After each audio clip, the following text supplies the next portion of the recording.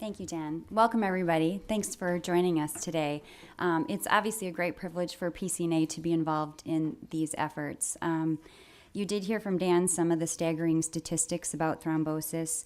We know that around 75,000 Americans are diagnosed with AFib each year, and 900,000 experience a VTE event, and over 800,000 have a stroke. Ultimately, some 2 million Americans die from thrombosis. The burden is enormous, and the cost of care is a major expense for individuals and this nation.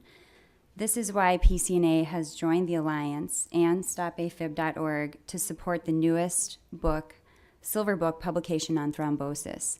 I'm here today to just give you a brief introduction about PCNA and a little bit about what we're doing in this area. So the Preventative Cardiovascular Nurses Association, easier said is PCNA, so from henceforth PCNA, less of a mouthful, is really uniquely positioned to address these issues in that we represent over 25,000 nurses and nurse practitioners, all in the field of cardiovascular care. We know that they see over 2 million patients per year and spend an average of 20 to 30 minutes with each patient, counseling them on their cardiac and vascular risk. As an organization, it's our mission to promote nurses as leaders in cardiac and vascular disease prevention and management. We work to fulfill this mission in many ways. Dan alluded to this in the introduction. One of the things that PCNA does is develop clinical and professional education tools for nurses and other healthcare providers, and also to develop patient education tools.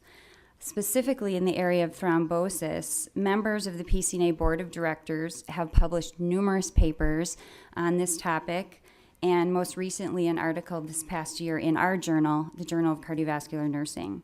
We have developed guideline-based reference tools for clinicians to use when treating patients on antiplatelet medications, and also a patient education fact sheet for patients to better understand antiplatelet therapy, which, as you may know, helps to prevent clots.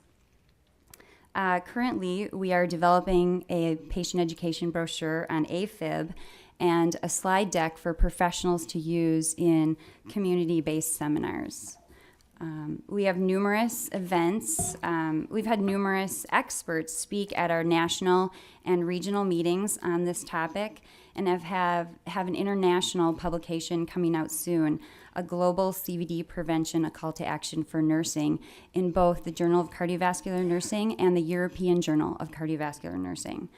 And in an effort to make even a stronger impact still, we most strongly believe in partnering with organizations such as the Alliance and stopafib.org, the American Heart Association, the World Heart Federation, the PAD Coalition, and many other groups to promote cardiac and vascular risk reduction, which, as we ultimately know, leads to the prevention of thrombotic events.